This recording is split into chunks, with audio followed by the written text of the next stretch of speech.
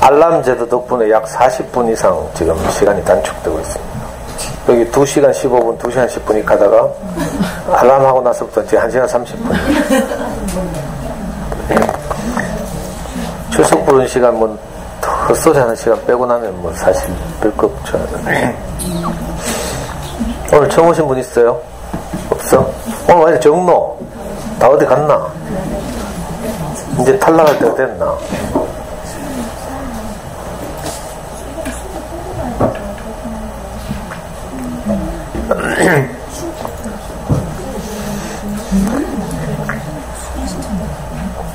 처음 오신 분 없고 여기 맨날 앉던 사람도 어디 갔노?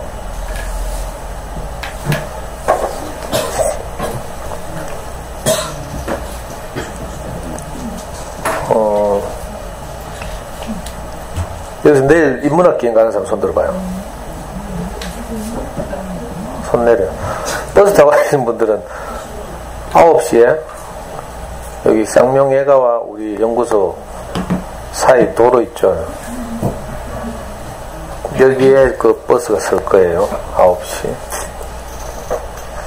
자차로 오시는 분들은 비슷한 시간에 출발하셔서 그 우편업 주차장에 10시쯤 도착할 수 있도록 하시면 됩니다. 뭐 형편에 따라서 뭐 천천히 오실 분들은 천천히 오시고요. 점심까지 거기서 먹고 오전에 그 도슨트 해설을 듣고 점심 먹고 좀 놀다가 오후 2시쯤 체험마을 생태 체험장. 어제 뉴스 보니까 전 세계에서 18군데인가가 공식적으로 람사르에서 습지로 인증됐다 하더라고요. 인증 제도를 이제 사실 우리나라하고 이렇게 발의해가지고 전 세계 최초로 이제 보존 습지를 이제 공식적으로 협회에서 인증하는 이런 제도가 생겼는데 우리나라는 4군데인가 습지가 인증됐죠. 제일 대표적인 게 우fun읍이고 이제 두 번째가 순천만 갈대숲, 그리고 제주도에도 무슨 조그만 그 습지가 있다더라. 또 하나는 어디더라? 하여튼 그래서 근데 이번 11월달 책에 그 습지에 관한 그림책 한다는 게 깜빡 잊고 선택을 못했는데 하여튼 이런 기회에 아이들하고 자연스럽게 이렇게 연결시켜서 그런 책을 읽어주고 하면 좋죠. 제가 뭐 매주 강조하지만 어린 시절 아이들에게 그 책과 가까워질 수 있도록 엄마들의 특별한 노력, 배려가 필요하다. 이건 그냥 뭐 학원 보내듯이 뭐 아니면 사교육을 하나 선택하듯이 이렇게 대충 하면 되는 일이 아니고요. 오랫동안 이제 관심을 가지고 해야 되죠. 엄마들이 일단 책 읽어주는 것을 이렇게 좋아해야 되고요. 좀 미안하네. 엄마들도 책을 좋아하면 더 좋고.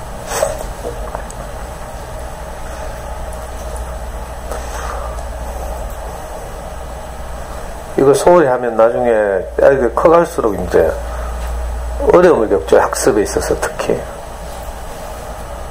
지금 우리 연구소에 오는 아이들도 보면 다 큰 애들인데도 책 읽기를 소홀히 해서 이제 고전하는 경우가 많이 있어요.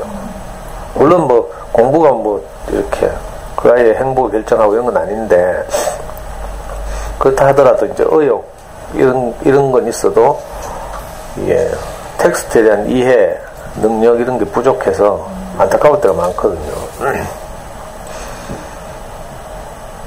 그래서 특별히 아이들 어릴 때 저학년 때 또는 유아기 때 엄마들이 특별한 관심을 가졌으면 좋겠다. 사실 이 수업도 이제 그래서 엄마들과 아이들을 어떻게 하면 이렇게 좀 공동의 관심사로 자연스럽게 연결할까 이런 이제 고민 끝에 나온 수업이거든요. 그래서 한 5년 전쯤까지만 해도 제가 이거 엄마를 위한 이 수업할 때 한 학기는 엄마 앞에 영어를 계속했어요.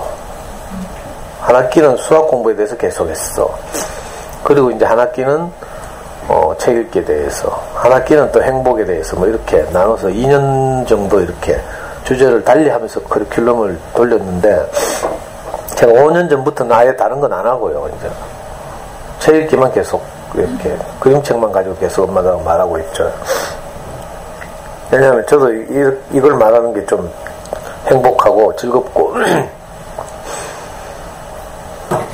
엄마들의 현실적 관심사는 이제 영어 공부 어떻게 시킬까 뭐 이런 건데, 아니면 수학 공부 어떻게 시킬까 이런 건데,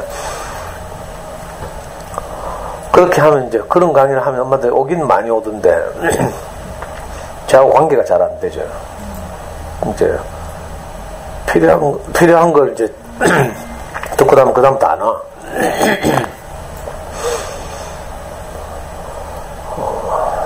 그래서 그 다음부터 이제 저하고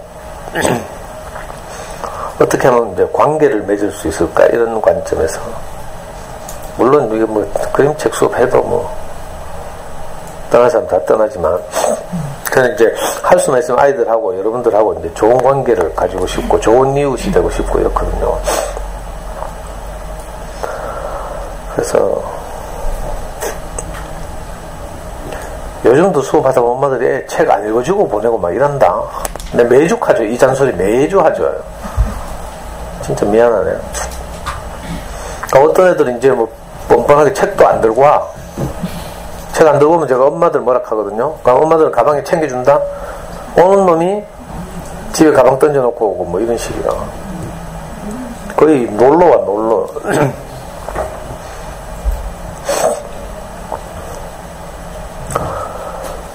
또 뭐 있지?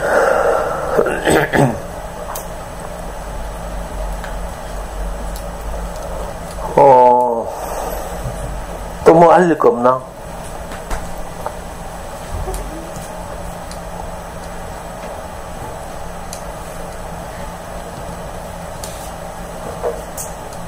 갱달님 큰아들은 요즘 배그 해? 해 안 해요? 요즘 백종원에 빠져요. 어? 백종원 빠져가지고 백종원 많이 빠졌는데 배그는 애가 백종원에 빠지고 왜 한단 말이에요? 지금 뭐 식당 같은 거 하려고? 배그는 상품이 하는 거 같아요. 내한테 그 친구 추가하라 해. 내가 같이 배그 하라고 내가 설득해서 컴퓨터 바꿔주라 했는데 그 새끼는 컴퓨터만 없고 내하고 배그는 안 하고 그럼 뭐야 너.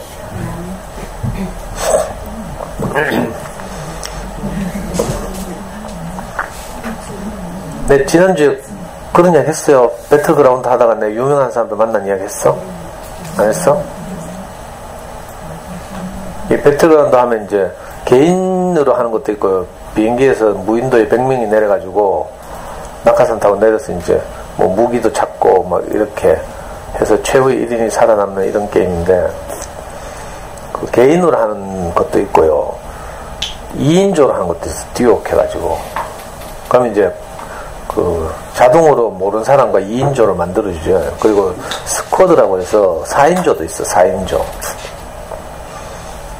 제가 요즘 한 3일 동안 스쿼드를 계속 했는데, 모르는 사람 계속 만나는 거죠. 일본 사람도 만나고 중국 사람도 만나고 막 못하는 영어로 막 콩글리시 해가면서 막 이렇게 하는데, 지난주인가? 하여튼 얼마 전에는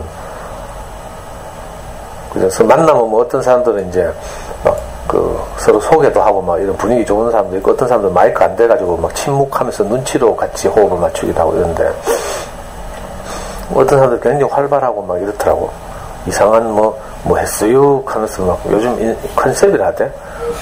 대화하면서 장난스럽게 뭐 어디 사세요? 하고 그런 사람들을 만났어.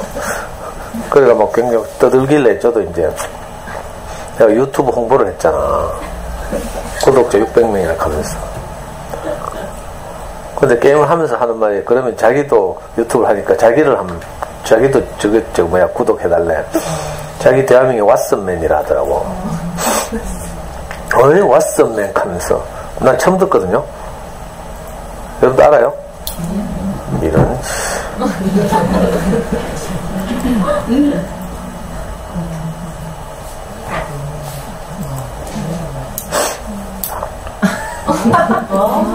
구독자 139만 명.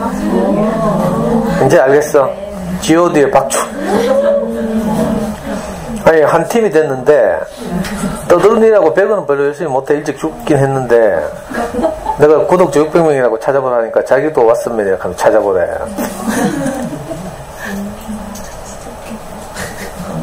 그러니까 또 한 사람이 자기도 찾아보래. 자기는 대륙남이래.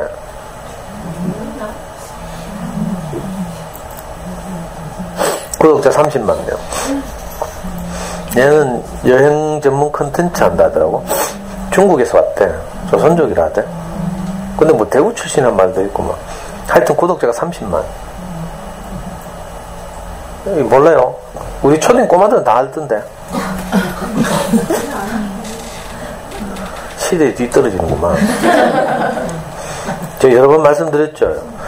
옛날에는 네이버 검색이 그죠, 가장 독보적인 그 인터넷 사용 인구 중에서 가장 많았는데 요즘은 유튜브 검색이 훨씬 많다고 했어요.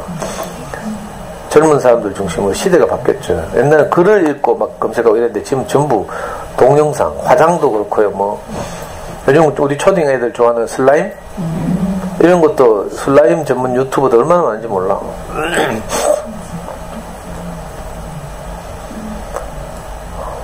또 며칠 전에는 어떤 젊은 애들하고 했는데 얘들은 욕도 안 하고 A도 바르더라고. 그런데 막 소개했잖아요. 그랬더니 게임 하다가 이제 유튜브 검색해보고 이제 실시간으로 저를 확인하는 거죠. 그리고 뭐 선생님 뭐 희끗희끗한 머리가 섹시해요 하면서. 오늘 새벽에는 드디어 어떤 애가 댓글도 달았잖아. 댓글. 내 댓글 달란 소리까지 안 했는데 여기 봐요. 지난주 강의 동영상에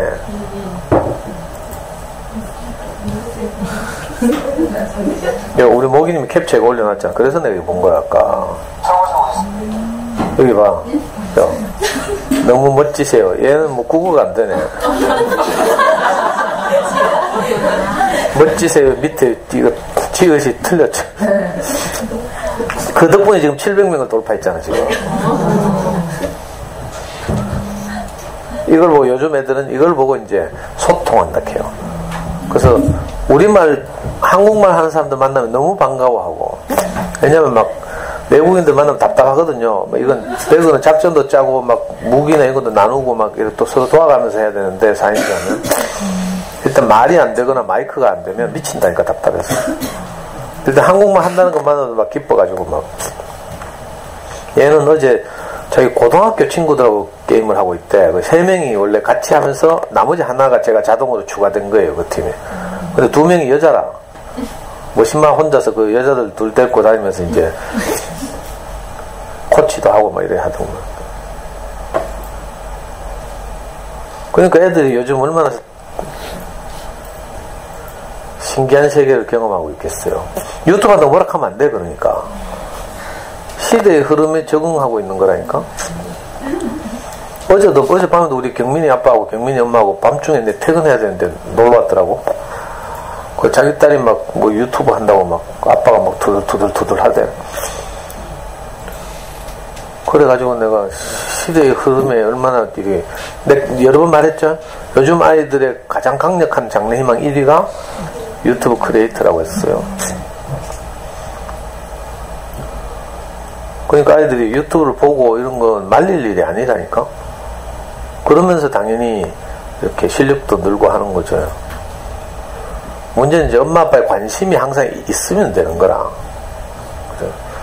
뭐 방치되고 있으면서 관심도 없으면서 사랑도 표현하지 않으면서 뭐 게임에 빠질거나 이러면 이제 어렵지만, 그게 아니고 우리가 지속적으로 우리 아이들 소중하게 생각하고 그 관심을 가지고 있잖아요. 그러면 무엇을 해도 다 복이 되게 돼 있어요. 저도 지금 생각해 보니까 제가 이거 게임 하고 있잖아요. 객관적으로는 제가 게임 중독이라 너무 재밌어가지고 진짜로. 내가 어린 시절 못 해본 거 있잖아요. 저는 옛날에 오락실 다녔는데 돈이 없고 너무 가난하니까 지금도 생각나요. 청소년 시기에 엄마 지갑을 몰래 열어본다니까. 그때 우리 엄마는 이제 섬유공장에서 일하다가 노안이 와서 더 이상 이제 실을 그 바늘구멍에 끼워 종광이라고 하는데 배 짜는 기계에서는 그 실을 배틀에 끼울 수 없어가지고 섬유공장에서 은퇴했어요. 은퇴해가지고 나와서 형이 이제 그때 이렇게 금융고시에서 이제 경대 의대를 들어갔으니까 형 학비를 벌어야 되잖아. 그래서 엄마는 서문시장 지하 1층에 있는 식당가에서 일했어요. 거기 김밥 말고 그 국수 만들고 약밥 만들고 뭐 이런 거 있죠.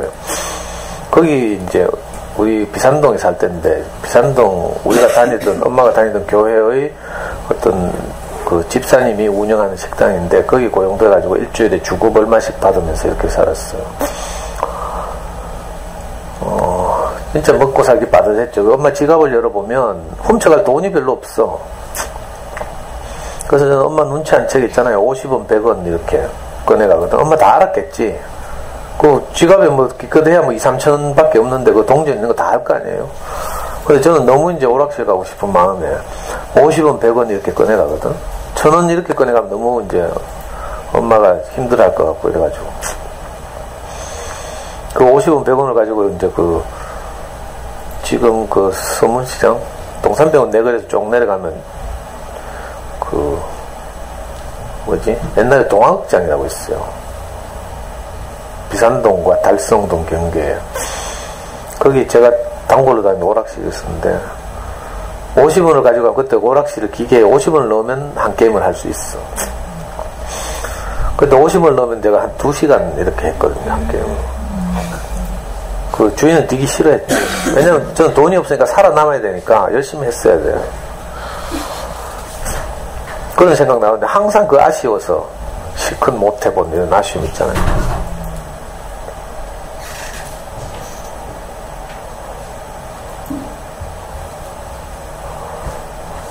근데 이렇게 나이 들어서 내가 원 없이 게임을 할 수 있으니까 얼마나 행복한지 몰라. 처음에는 우리 와이프도 막 지랄하고 하지만은 요즘은 이제 우리 와이프도 어느 정도 내공이 생겨가지고 이제 스쿼드를 할 때는 마이크로 떠들면서 하잖아요. 대화를 하면서. 그러면 방문 쾅 닫아주고 이제 혼자 할 때 내가 조용하게 하니까 막 커피 끓여주고 뭐 PC방처럼 밥도 비벼다 갖다 주고 막 있잖아요. 그 대신에 제가 한번 1등 할 때마다 10만원씩 주기로 했거든. 그 지금 12번인가 1등 해가지고 내가 14번이구나. 벌써 140만원 나갔어.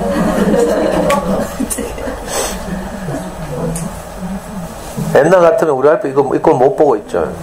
남자가 돼가지고 할 일 없이 나이도 있는데 게임이 중독되고 이렇게 옳고 그름으로 판단하는 거예요. 옳고 그름으로 판단하면 분쟁이 생기죠.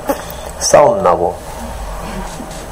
근데 이제 우리가 같은 양식을 먹고 좋은 말을 듣고 늘 살다 보니까 이제 상대에 대해서 존중하고 인정하게 됐죠. 우리 와이프는 또 어떤 병이 있는가 하면 항상 나돌아다니는 병이 있어. 여행을 너무 좋아해가지고요. 그래가지고 과도 지리학과 갔다. 지리교육과. 그래서 고등학교 한국지리 선생 있잖아요. 요즘도 매일 나가. 이번 학기부터 명퇴했다고 했죠. 명퇴했는데 어디 뭐 없어. 아침에 나가면 없어. 어디 가고. 오늘도 뭐 어디 창녕에 간다 하던가? 아닌데. 하여튼 며칠 전에도 또 우리 우프는 가는 줄 알고 지가 먼저 우프는 가가지고 있잖아. 감 따고 왔다 하면서 뭐. 옛날 같으면 저도 이제 그런 데서 뭐 이렇게 내하고 다르잖아요. 스타일이. 내하고 다르니까 자꾸 잔소리하고 이제 내 기준이 법이죠. 이걸 보고 성경에서 뭐라고 하는 거면 자기 생각이 자기 하나님이다 이렇게 말해요. 실제로 제가 지어낸 말이 아니고 창세기 6장에 보면 자기 생각을 자기 하나님처럼 여기고 산다. 사람들이 진짜 하나님과 결별하고 그 에덴에서 함께 살도록 되어 있다가 선악과를 먹고 하나님과 관계가 끊어졌죠. 그러니까 진짜 우리 인생을 행복하게 하는 그것들과의 관계가 끊어지면 어떤 일이 벌어지는가 하면 내 생각이 하나님이 되는 거야. 내가 언제 내가 하나님처럼 되려고 했어? 이런 생각하죠. 근데 뭐가 하나님처럼 되는 현상인가 하면요. 내 인생을 내 마음대로 살고 싶은 것. 이게 내가 하나님처럼 되려고 하는 거예요. 인생은 원래 자기 마음대로 살 수 없게 되어 있는데 이상하게 우리 안에서는 내 마음대로 살고 싶죠. 내 기준대로 살고 싶은 거야. 그래서 결혼하면 이제 상대방을 뜯어고치려고 하고 내게 맞추려고. 아이를 낳으면 아이를 또 내 기준으로 계속 그렇게 하죠. 이게 이제 가족에게만 그런 게 아니라 바깥 사람들에게도 다 그런 기준을 적용하고 이러죠. 그러다 보면 우린 점점 고립되고 외로워져요.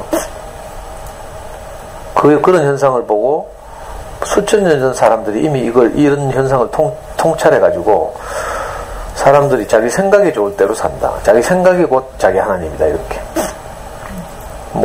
이건 성경에 나오는 말이라서 제가 믿는 게 아니고요. 제가 그런 사람이니까. 그리고 보면 여러분들도 다 그래요. 이상하죠? 정말 나를 통제하고 이끌어가고 제어하는 그런 가치가 없으면 나는 내 생각이 내 하나님이라. 내 생각대로 안 되면 돈다니까? 미치겠죠? 그래서 애들 보면 막 5초도 못 기다리고 계속 잔소리하고 막 하는 이유가 내 생각대로 해야 저기 잘 되는데 이런 우리가 이게 속아 있어서 그렇죠. 저도 이제 그렇게 살았는데 우리 와이프도 그렇게 살았고요. 그러니까 맨날 부부싸움하고 하는 거라. 그래서 제가 냉장고 이야기도 하고 치약 짜는 이야기도 하고 막 책 뽑아서 아무데나 던지는 이야기도 하고 했죠. 이게 다 그런 거예요. 모든 것이 다 나와 다르니까. 연애할 때는 찐 붙여가지고 모르지. 맞는 것 같고 막 무슨 영화를 봐도 같은 장르 보는 것 같고 막 이렇죠. 막상 결혼해봐 같은 거 하나도 없어. 사실은 같은 건 안 보이는 거죠. 그 이제 다른 것만 자꾸 드러나고 부각되고 그래서 부부싸움 하는 거예요. 근데 이제 이게 처리되고 나면 내 생각이 내가 하나님처럼 되려고 했구나 이걸 인식하는 순간 이제 이게 점점 멀어지죠. 그래야 이제 상대방을 있는 그대로 보게 돼요. 내 기준 내 생각이 있으면 이게 어렵죠. 그래서 이걸 하려고 많은 분들이 이제 출가해서 공부하고 도를 닦고 하는 거죠. 해탈이라고 하는 것이 다른 게 아니고 그거예요. 이 굴레에서 벗어나는 것. 육도윤회라고 하잖아요. 불가에서 육도윤회라고 하는데 육도라는 말은 6개의 도자는 그림 도자거든요. 6개의 그림 이 말은 6개의 세계 이런 말이에요. 자기 생각을 가지고 살다 보면 우리가 6개의 세계를 경험하게 돼. 상태 좋을 때는 이제 천상도라고 하는데 하늘을 날 것 같기도 할 때도 가끔 있고요. 그 다음에 이제 사람처럼 살 때 인간도라고 하죠. 그 왜 절에 가면 육도윤회 하는 그림이 그려져 있죠. 그 입구에 일주문 같은 데 보면 천상도 인간도 이건 그래도 봐줄만한데 그 아래 레벨에 보면 뭐 있지? 축생도라고 있죠. 개돼지처럼 산다. 축생하니까 좀 그럴듯한데 개돼지처럼 산다는 뜻이에요. 한 끼라도 더 먹으려고 조금이라도 더 차지하려고 막 사는 거죠. 그 개돼지처럼 사는 거. 축생도. 그 다음에 아수라도. 아수라라는 말은 막 개판이라는 뜻이죠. 막 서로 쥐어 뜯고 막 물고 뜯고 막 싸우는 상태 이런 거고 아수라장 이렇게 말하잖아요. 아수라도. 또 뭐 있지? 지옥도. 지옥도는 이제 우리가 알다시피 막 우리가 상상하는 그런 괴로운 고통 뭐 이런 걸 말하죠. 가장 이제 힘든 상태. 그 위에 뭐가 있는가 하면 아귀도라고 있어요. 아귀라는 것은 이제 불교에서 말하는 이제 귀신 이름인데 아귀, 배고픈 귀신이라는 뜻이에요. 이 아귀는 어떻게 생겼는가 하면 목구멍은 바늘구멍만 하고 몸은 집채만 해요. 상상 한번 해봐요. 목구멍은 바늘구멍만 하고 몸은 집채만 해요. 그러니까 바늘구멍으로 아무리 많이 먹어도 이 배를 다 채울 수가 없죠. 이런 상태를 아귀 알죠? 아사한다 할 때 이거 굶어 죽는 걸 보고 아사한다 하잖아요. 불교 세계에서 이제 밑에서 두 번째인가가 아귀도예요. 해도 만족이 없는 상태 이런 거죠. 우리가 인생이 살면서 이 6개의 도를 왔다리 갔다리 한다는 것이 불교의 통찰이에요. 그래서 이 6개의 세계로부터 벗어나는 것 이걸 보고 해탈이라고 하죠. 우리가 내 생각을 가지고 살다 보면 내 생각이 내 하나님이 되어서 살다 보면 항상 이 6개의 세계로 왔다 갔다 해요. 근데 대부분은 4개의 세계지 아래 4개의 세계로 왔다 갔다 해. 막 뭐처럼 잡고 막 머리에서 김 펄펄 나고 막 얼굴 뻘거 해가지고 있을 때는 아수라장이죠. 아수라도를 사는 거라. 여러분들 집에 돌아가면 대부분 아수라도를 살고 있죠. 어떤 때는 조금이라도 내가 경제적 손해를 볼까 싶어가지고 막 형제간에도 싸우고 막 이러죠. 이 개돼지처럼 사는 거라 사실. 미안해요. 축생도. 저도 그렇게 살았으니까. 저는 부모 형제도 이용하고 이랬으니까. 다 자기 중심적이고 이랬죠. 이 절망적인 상태. 그래서 이제 여기서 벗어나는 것을 일생의 목표로 추구하던 분들이 출가해서 그 도를 닦는 거죠. 이제 그러려면 의지도 있어야 되고요. 보통 일이 아니죠. 우리가, 그죠? 이 출가해서 혼자 산 속에 산다는 건 무섭잖아. 난 무서워서 못하겠어. 근데 신기하게도 우리가 일상을 살면서도, 그죠? 일상을 살면서도 우리가 제대로 살 수 있는 길이 열렸다니까. 아, 내가 하나님처럼 될 수 없는 사람이구나. 나는 인생이구나. 나는 사람이구나. 이걸 이제 우리가 깊이 인식해 가는 거죠. 그래서 오늘 선택한 그림책이,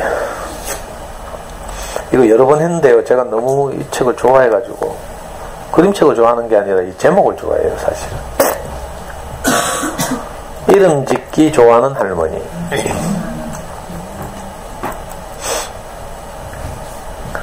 사실 이거 유명한, 작가도 유명한 분이고요. 여기 뒤에 작가 소개인가 보면, 보이는가 모르겠네. 칼데코상과 뉴베리상을 각각 2번씩이나 수상한 작가, 이렇게 되어 있죠. 신시알 아일랜드 라는 분이 이제 글을 썼어요. 미국에서 칼데코상 하면 그림책의 노벨상이라고 불렀죠.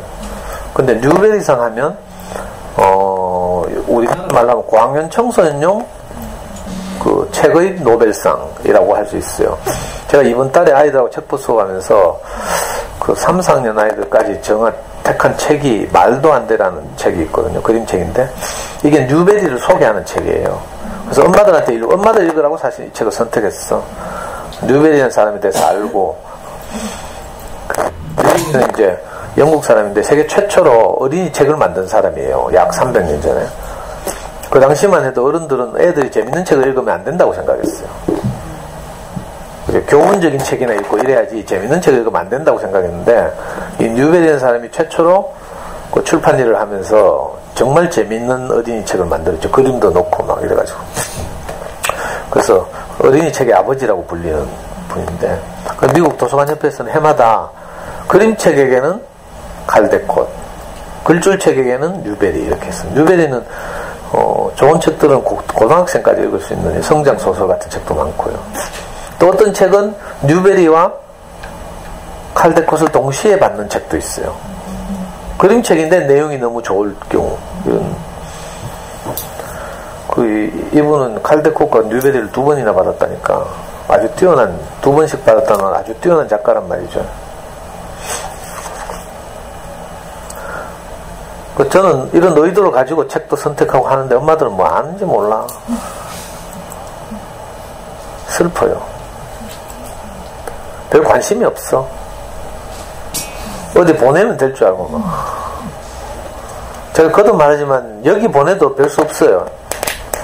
엄마들이 관심을 갖고 아이하고 도서관에 다니고 좋은 그림책을 읽어주고 또 네가 얼마나 소중한지를 늘 말하고, 이 작업이 없이는 여기 백날 보내도 소용없어요. 안타까워 죽겠어. 거기서 강의는 듣고 와가지고 이거 보내면 다 해결될 줄 알아. 그런 일 천지 없어요.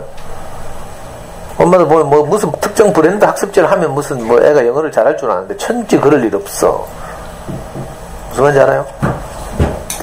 뭐 튼튼을 하면 뭐 또는 윤생을 하면 막 무슨 미국 애들하고 뭐 저절로 막 네이티브 때문에 죽길 줄 알죠. 천만의 말씀. 그러려면 뭐 미국 가서 2년 이상 살고 오든지 아니면 국내에서 DVD를 열심히 보든지 해서 귀가 뚫혀야 되죠. 소위 말하는 임계량. 아니 아이파크에 그 강의 아직 안 붙었어요? 이씨, 한단 말이야 안 한단 말이야. 아이파크 1차 도서관에서 이제 제가 세 번 강의한다 했죠. 첫째 주는 체육에 대해서 할 테고, 2번째 주는 뭐 수학, 3번째 주는 영어 이렇게 하는데, 영어 공부에 대해서 관심 있으신 분은 와서 한번 들어봐요. 엄마는 아무것도 모른 채 어디 좋은 학원 있다고 막 보낸다. 내가 답답해 죽겠어. 물론 우리 엄마들이 어리고 잘 모르니까 엄마들 범위 안에서 이제 좋은 데를 최선을 다해서 골라서 보내줘요. 유치원도 그렇고. 안 그래도 요즘 유치원, 뭐 사립 유치원 부정 때문에 난리 났더만. 근데 그것도 모르고 여기 뭐 이 동네는 문화유치원이 좋다 해놓고 뭐. 문화유치원 맞나? 우리 연구소에도 그 명문 문화유치원 출신들 몇 있어. 유치원은 나중에 지나고 나면 어때요? 다 그어서 그어다. 이거 알게 되죠? 제가 유치원 고르러 다닌 이야기 했어요? 제가 우리 유치원 보낸 것도 그냥 보낸 게 아니고, 4군데는 직접, 5군데인가 직접 가서 다 인터뷰하고 했다니까. 시술 제가 제 눈으로 다 확인하고. 그거 아무것도 아니에요. 근데 그 당시에는 너무 소중하잖아. 스트레스 받죠. 영어 뭐 학원을 보내는 것도 그렇고요.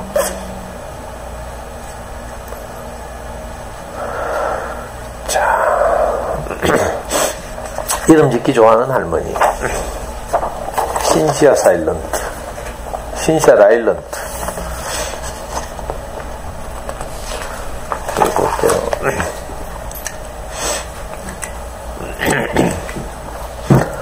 아름다운 세상을 함께 살아가는 소중한 이름들에게.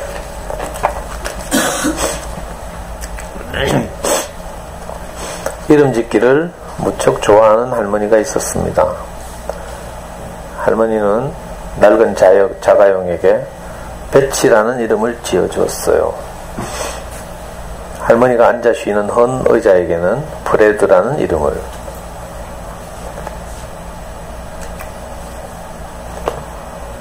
밤마다 누워 자는 침대에게는 로젠느라는 이름을 지어주었어요. 그리고 할머니가 오래오래 살아온 집에게는 프랭클린이라는 이름을 지어주었지요. 매일 아침 할머니는 로젠느에서 일어나 프레드에 앉아 코코아를 마시고는 배치를 몰고서 우체국으로 달려갔어요. 할머니는 늘 누군가로부터 편지가 오기를 기다렸지만 세금 고지서밖에 날아오지 않았어요. 할머니보다 더 오래 사는 친구가 한 명도 없었기 때문에 편지를 받을 수 없었던 거예요. 할머니는 친구가 하나도 없는 외로운 노인이 되는 게 싫었어요. 다정하게 이름을 부를 친구가 없다는 것도 싫었고요. 그래서 할머니는 이름 짓기를 시작한 거랍니다. 하지만 할머니는 자기보다 더 오래 살 수 있는 것들에게만 이름을 지어주었어요. 할머니의 자가용 배치는 그 어느 차보다도 힘차게 굴러갔어요. 할머니의 의자 프레드는 한 번도 가운데가 푹 꺼지거나 한 적이 없고, 로젠느는 비록 낡은 침대이지만 삐걱거리는 소리를 낸 적이 없었죠.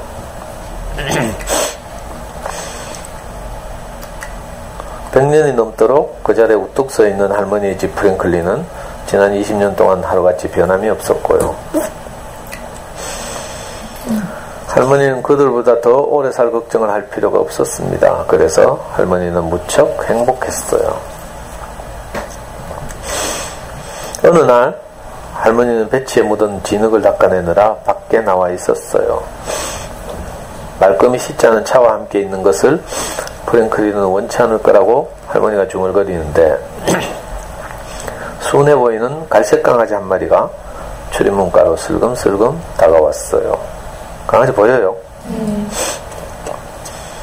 참, 할머니는 출입문에게는 이름을 지어주지 않았지요. 돌적 위에 녹이 잔뜩 쓴 그 출입문은 오래가지 못할 게 뻔했거든요. 갈색 강아지는 꼬리를 살래살래 흔들었어요. 강아지는 배가 고파 보였어요.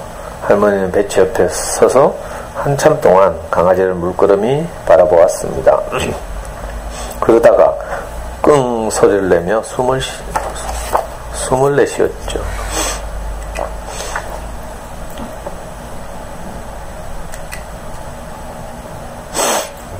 할머니는 프랭클린 안으로 들어가 냉장고에서 햄 한 덩어리를 꺼내들고는 다시 밖으로 나왔습니다. 할머니는 배고픈 강아지에게 햄을 건네준 다음 어서 집으로 돌아가라고 말했어요. 할머니는 강아지에게 배치가 내뿜는 연기가 해로울 것이며, 프레드는 좀처럼 자기 위에 강아지를 앉히려 들지 않을 것이며, 로젠느는 강아지와 할머니가 함께 눕기엔 너무 비좁을 거라고 말했어요. 그리고 무엇보다도 프랭클린은 강아지 털 날리는 것을 못 견뎌할 거라고 말했죠. 그러자 강아지는 가버렸어요.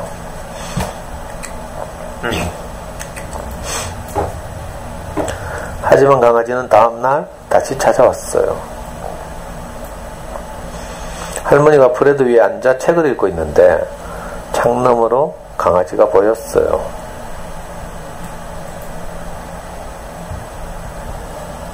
이 강아지 보여요? 이거 자세히 봐야 되네. 집에 가거라 할머니가 말했지만 강아지는 할머니에게 꼬리를 살래살래 흔들었어요. 집에 가라니까? 할머니가 큰 소리로 다시 말했지만 강아지는 계속 꼬리만 흔들 뿐이었어요. 강아지가 여전히 배가 고파 보여서 할머니는 냉장고로 갔습니다. 할머니는 치즈 한 조각과 과자 2개를 강아지에게 주면서 어서 집으로 돌아가라고 말했어요. 그러자 강아지는 가버렸어요. 그날 밤 할머니는 베개를 둥글게 만들어 로젠느 위에 놓으며 강아지의 모습을 떠올렸어요. 아주 착하고 예쁜 강아지라고 생각했죠. 그래도 강아지를 머물게 할 수는 없었습니다. 강아지를 머물게 하려면 이름을 지어 주어야만 하니까요. 강아지는 프랭클린이나 프레드, 베치나 로젠느처럼 오래오래 살지 못할 게 분명했어요. 할머니가 오히려 강아지보다 오래 살 것만 같았거든요. 할머니는 친구들보다 더 오래 살아서 혼자 남겨진다는 게 두렵고 싫었거든요. 할머니는 앞으로도 계속 강아지를 돌려보내야겠다고 마음먹었습니다. 강아지는 날마다 할머니 집 문가로 찾아왔습니다. 그럴 때마다 할머니는 강아지의 먹이를 주고는 집에 가라고 말했죠. 강아지는 어디론가 갔다가 다음 날이면 또 어김없이 찾아오곤 했어요. 그렇게 몇 달이 지나갔어요. 강아지는 무럭무럭 자라서 이제 어엿한 개가 되었습니다. 하지만 아직도 이름이 없었어요.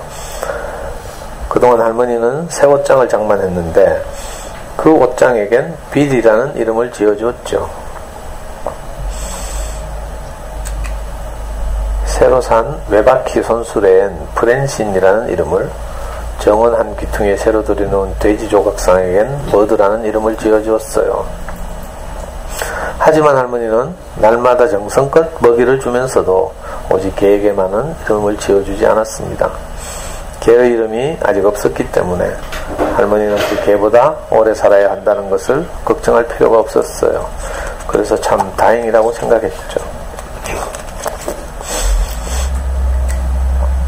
그러던 어느 날 그 갈색 개는 할머니 집에 찾아오지 않았습니다. 하루 종일 할머니는 프레드 위에 앉아 문가를 내다보았지만 개는 오지 않았어요. 할머니는 문득 마음이 허전하고 쓸쓸해졌습니다. 다음 날에도 개는 찾아오지 않았어요. 할머니는 배치를 몰고 개를 찾아 온 동네를 한 바퀴 돌았지만 그 개는 좀처럼 눈에 띄지 않았어요. 할머니는 점점 더 슬퍼지기 시작했습니다.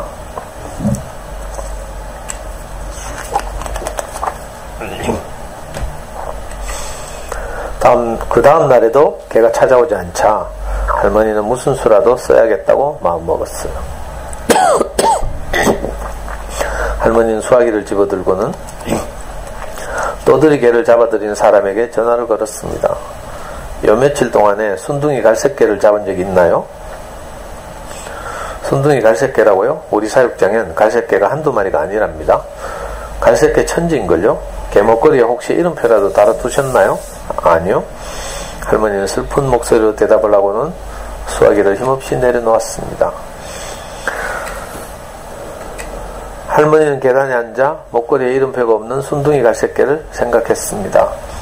어디에 있건 그 개는 날마다 할머니 집 문가에 찾아오기 마련이었고, 할머니는 개에게 먹이를 주고는 어서 돌아가라고 이르게 되어 있었다는 것을, 날마다 그렇게 똑같은 일이 있었다는 사실을 아무도 모를 뻔했어요. 순둥이 갈색개는 목걸이도 없고 이름도 없었어요. 그러니 할머니와 개 사이의 일을 아무도 모르는 게 당연했죠. 할머니는 한 가지 결심을 했습니다. 할머니는 프랭클린의 문을 서둘러 잠그고는 배치를 몰아 떠돌이 개들을 보호하는 사육장으로 달려갔어요. 우리 개를 찾으러 왔어요. 할머니 말에 사육사가 털 색깔을 물었죠. 갈색이에요. 그러자 그 개가 몇 살이냐고 물었어요. 1살쯤 됐어요. 이번엔 또 이름까지 묻지 뭐예요? 할머니는 잠시 머뭇거렸어요. 할머니는 자기 자신보다 먼저 세상을 떠난 모든 친구들을 떠올렸어요. 그러자 다정하게 웃는 친구들의 얼굴이 하나하나 떠올랐습니다. 사랑스러운 친구들의 이름도 모두 생각났습니다. 그리고 이렇게 좋은 친구들을 사귀었던 게 얼마나 큰 행운이었는지 깨달았습니다. 할머니는 자신있게 말했습니다. 우리의 이름은 럭키랍니다. 행운이란 뜻이 담긴 이름이죠. 사육사는 할머니를 데리고 넓은 마당으로 갔어요. 마당은 흰색 개, 검정색 개, 그리고 갈색 개들로 가득 차 있었죠. 할머니는 이리 둘러보고 저리 둘러보고 다시 구석구석을 찬찬히 살펴보다가 마침내 문가에 앉아있는 순둥이 갈색개를 찾아냈습니다. 그 개는 마침 찻길에 세워져 있는 배치를 뚫어져라 바라보고 있었어요. 오, 럭키야. 할머니가 부르는 소리를 듣고 순둥이 갈색개는 단숨에 달려왔어요. 그날부터 럭키는 할머니와 함께 살게 되었습니다. 할머니가 이름을 부르면 럭키는 언제든지 단숨에 달려왔죠. 다행히도 배치가 내뿜는 연기가 럭키를 병나게 하지도 않았고 브레드는 기꺼이 자기 위에 럭키를 앉도록 허락했죠. 그리고 프랭클린은 럭키의 털이 날리는 것을 조금도 탓하지 않았어요.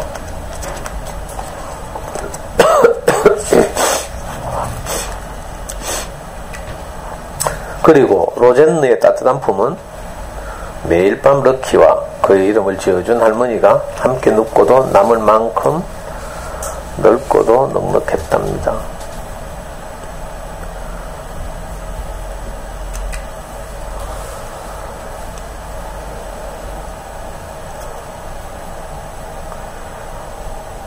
사람은 무엇 때문에 산다고요? 제가 지난주까지 말씀드렸는데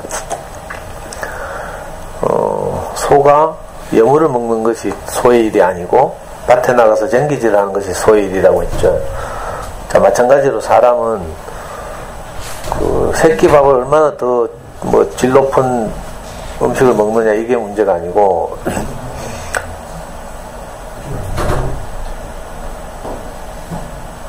누구한테?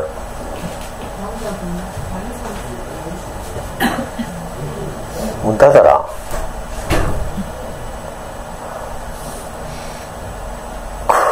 사람은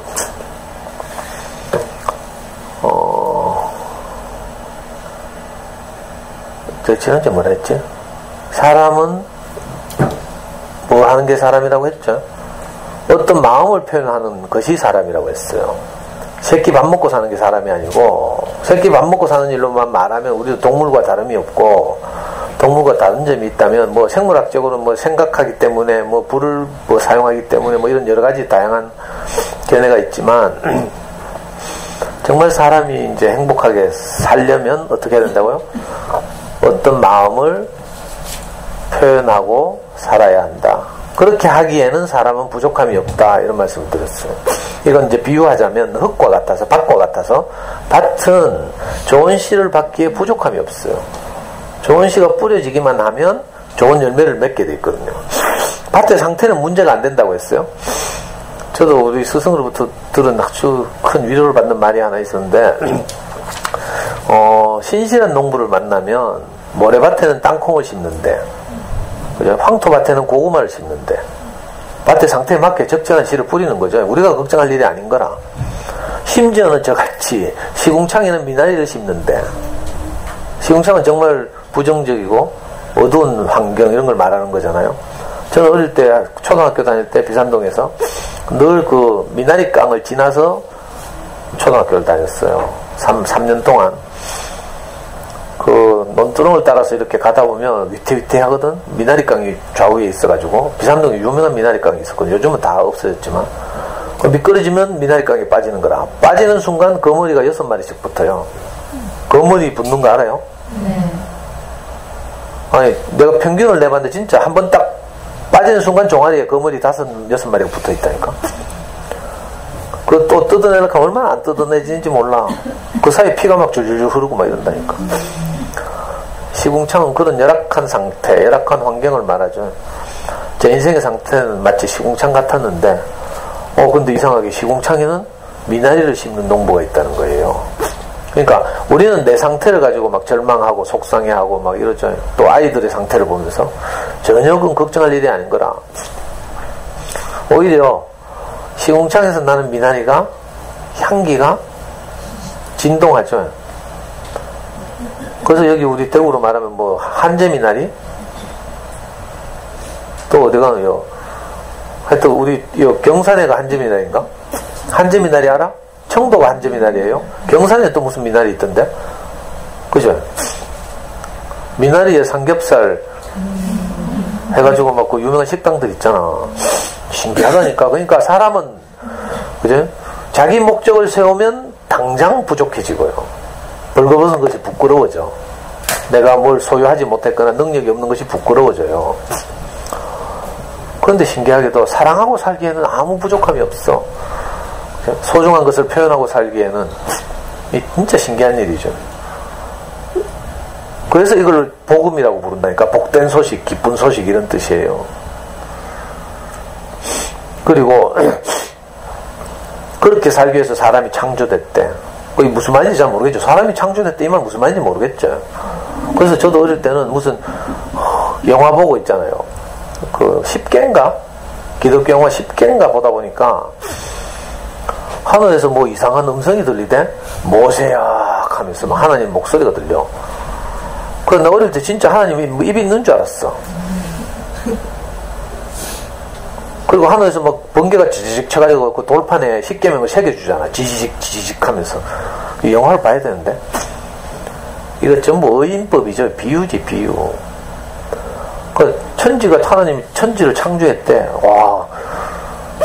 그래가지고 뭐 진화론이니 창조론이니 싸우고 막 이러잖아요. 그거 다 헛소리, 헛일이죠, 헛일. 성경은 진화론과 싸우기 위해서 쓰여진 책이 아니에요. 자연과학적으로 이 세계를 설명하려니까 진화론이라는 것이 등장한 거고요. 우리 인생의 시작을 인격적으로 설명하려니까 성경이 창조라는 말을 쓴 거예요. 이것도 우리말로 번역된 게 창조죠. 그래가지고 진화하고 대립되는 게 처럼 쓰이는데, 영어 성경에 있는데 뭐 그렇게 안 쓰여져 있어요. 창조. 창세기라는 성경의 영어 이름은 제네시스예요. 제네시스. 현대자동차 제네시스 알지? 제네시스란 말의 어원 뜻은 뭔가 하면 기원이라는 뜻이에요. 기원, 시작 또는 기원 이런 뜻이에요. 근데 좀 개념 말이 좀 다르죠? 창조라는 말이 주는 선입견하고 시작 또는 기원이라는 말이 주는 의미가 좀 뉘앙스가 다르죠. 그러니까 성경의 창세기는 우리 인생의 시작 또는 행복의 기원 이런 것을 설명하고 있는 책, 이런 것을 제시하고 있는 책이에요. 그걸 경험한 사람들이. 그래서 우리는 행복을 경험해보지 못하면 아무리 읽어봐도 몰라 무슨 말인지. 하나님이 첫째 날 빛을 창조했대. 그러면 들어봤어요? 여러분들 인생 안에 빛이 창조돼 봐야 이게 그 말이구나 이걸 안다니까. 저는 알아요. 왜? 캄캄하던 제 인생에 한 줄기 빛처럼 뭐가 찾아왔거든. 끝나지 않을 것 같은 터널, 그죠? 어둠 이런데 아주 왜 캄캄한 밤에 막 헤매다가 저 멀리 오두막집에서 비치는 불빛 이런 걸 발견하는 동화책 뭐 이런 거 있죠. 그런 것처럼 저는 끝나지 않을 것 같은 깊은 어둠이 제 인생을 덮고 있었는데 한 줄기 빛처럼 어떤 말씀이 나를 찾아왔다니까. 네가 어쩔 수 없어서 그렇게 살았구나 이 말이 제게 빛처럼 찾아왔어요. 그것도 아주 가느다란 빛처럼. 그때 빛이 창조된 거, 제 인생에 빛이 창조됐어요. 그걸 성경이 묘사하기를, 이 창세기는 모세가 썼다고 보통 일컬어지는데, 모세가 창세기를 진짜 썼는지 안 썼는지 모르지만 그렇게 묘사됐어요. 성경이 이렇게 되는데, 태초에 하나님이 천지를 창조하시니라. 땅이 혼돈하고 공허하고 깊은 어둠 가운데 있고 하나님의 신은 수면 위를 운행하고 계시니라. 이렇게 써놓고 세 번째 절에 뭐라고 되는지 알아요? 하나님이 가라사대 빛이 있으라 하시매 빛이 있었고 하나님이 보시기에 좋았더라. 이렇게 되어 있어요. 하나님이 뭐 빛이 있으라 하니까 빛이 생겼다는 것처럼 읽히죠. 저는 그렇게 어릴 때 받아들였어요. 하늘에서 막 모세야 하는 것처럼 전능자가 막 자기 멋대로 뭘 하는 것처럼 이거는 완전 환타지죠. 공상과학 영화처럼. 그게 아니고 정말 하나님 마음이 내게 도달하는 날이 와요. 저는 부모 형제로부터도 다 손가락질 받고 마누라도 저를 버리고 도망가고 이랬는데 네가 어쩔 수 없어서 그렇게 살았구나 하는 말을 내가 듣게 됐다니까. 제가 34살 때 정말 절망적일 때 우리 애 36개월이었거든. 저는 이 36개월짜리 애가 저처럼 제가 아버지 없이 자랐잖아요. 그래서 학교도 못 다니고 절망적인 인생을 살았는데 엄마가 얘를 버리고 가버리니까 제가 앞이 캄캄하더라니까. 제 인생은 어떻게 부딪히면서 개척하면서 버티면서 살겠는데 이놈 생각하니까 이거 얘도 내처럼 정말 개 같은 인생을 살겠구나 이 생각이 들어요. 그러니까 너무 막 하여튼 절망적이더라고.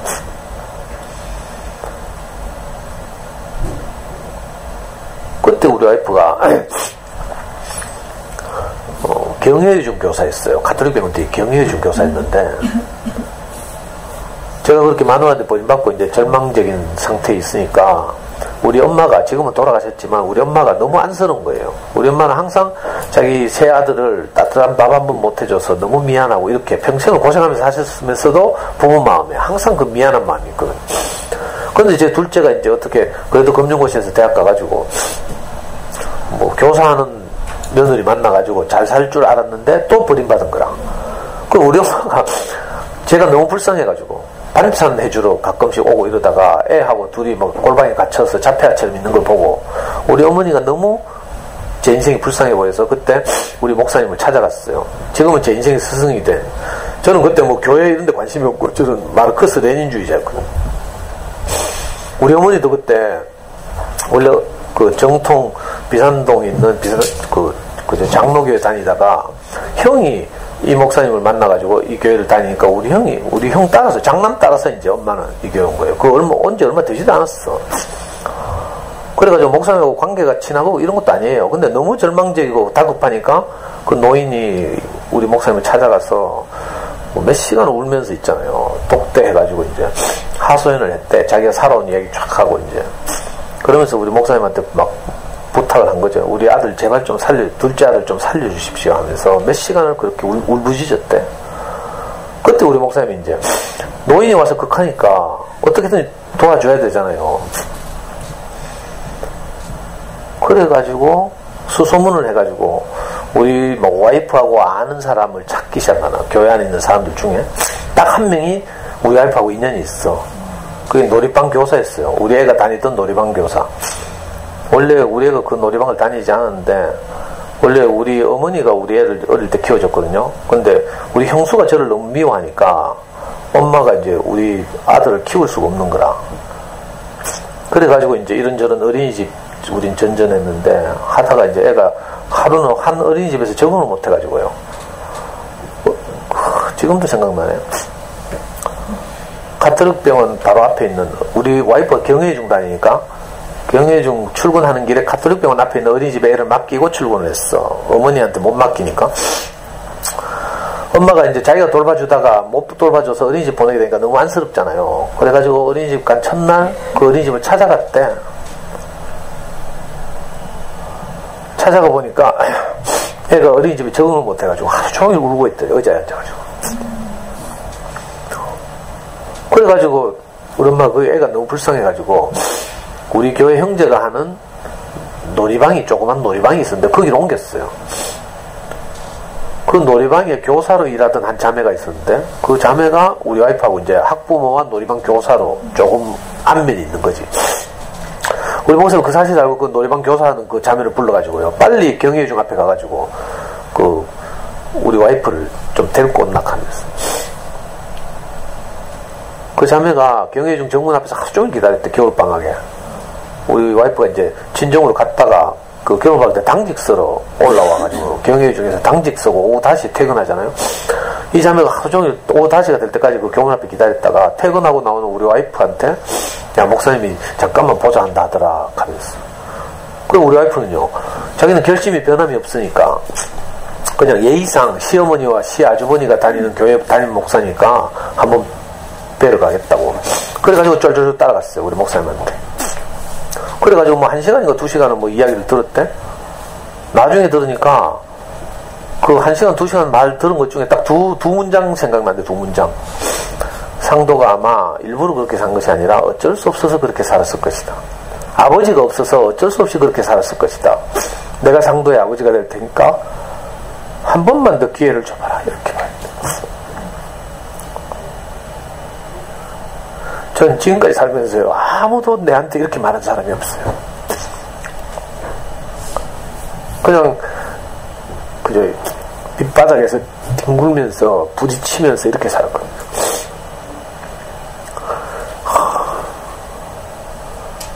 나중에 이제 우리 와이프가 그 말을 이제 전에 가끔 말씀드렸죠. 그렇게 간절하게 호소하는데도 우리 와이프는 너무 자기 인생이 절망이 되니까 그 간곡한 층을 듣고 나서 뭐라고 한 줄 알아요? 그 인간은 하나님이 와서 보증해도 안 됩니다. 하고 목사님 방문을 쾅 닫고 다시 시골로 돌아갔어.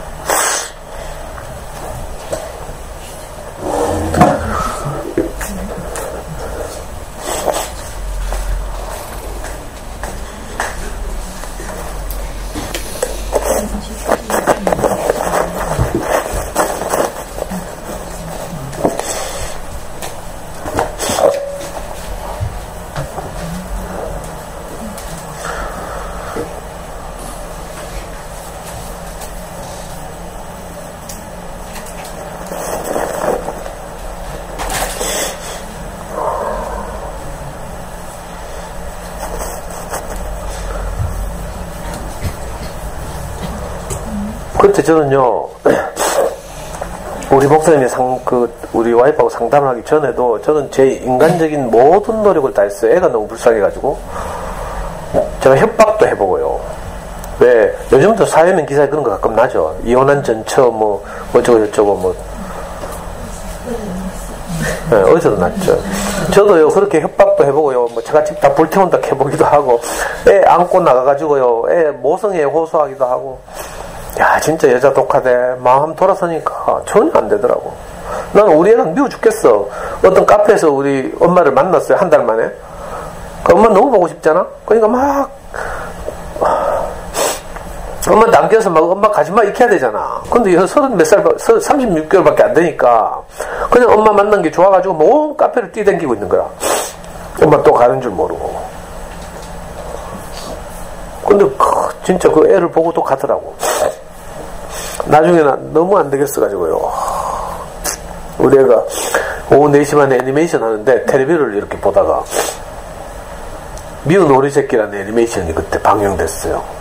그 백조가 원래 백조인데 엄마 오리들하고 같이 살다가 갑자기 자기가 백조라는 사실을 알게 돼가지고 계속 엄마 백조 찾아다닌 거라. 만나는 동물들한테마다 물어요. 혹시 우리 엄마 백조 못 봤어요? 혹시 우리 엄마 백조 못 봤어요? 하면서 우리 애가 그걸 보다가요 갑자기 막 통곡을 하는 거라. 4살짜리가. 그 전까지는 아빠 무서웠어요. 엄마 찾지도 못해. 그리고 잘 때만 되면 지나가는 듯이 물어. 아빠 우리 엄마 언제 와? 하면서. 그럼 나는 막 가슴이 찢어지죠. 그래가지고 저는 마치 이거 하늘을 손바닥으로 가릴 수 있는 것처럼 그 말 너무 듣기 싫어가지고요. 속상해가지고 시내 나가서 레고 조각 있잖아요. 그건 36개월밖에 안 됐으니까 사실 레고가 해서 될 일이 아니고 듀플로 큰 거 해야 되는데 레고 잔잔한 거 있죠. 수십만 개 사왔어요. 그래서 땅바닥에 흩어놓고 그거 조립시켰어. 엄마 생각하지 말고 그거는 조립하라고. 그리고 잘 때 되면요 또 엄마 찾을까 싶어서 제가 요를 두텁게 깔아놓고 그 위에서 애하고 계속 레슬링 했어요. 육체적으로 지쳐서 빨리 잠들라고. 오랜만에 이야기하니까 막 눈물 나네요. 근데 그 미운 오리새끼 보다가 드디어 막 애가 폭발해가지고요 막 우는 거야. 그래가지고 그날 밤에 저는 택시 운전하던 제 동생을 불렀어요.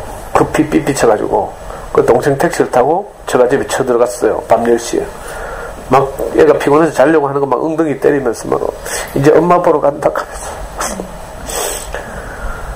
그래가지고 제가 집 도착해가지고 제가 집 마당에 제가 엎드려가지고 얘는 이제 우리 장모님 나오시길래 얘 좀 안아주라 하고 제가 저 마당에 엎드려서 그 그 동네가 떠나가도록 제가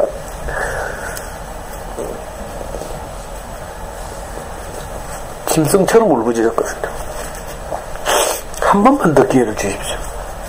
한 번만 더요. 한 번만.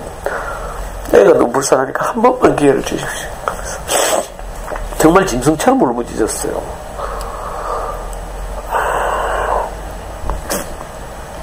그 시종 마을인데, 박시성을 가진 시종 마을인데, 그 엄동선은 겨울에 추위도 모르겠어. 마당에 엎드려가지고 짐승처럼 동네가 떠나가도록 제가.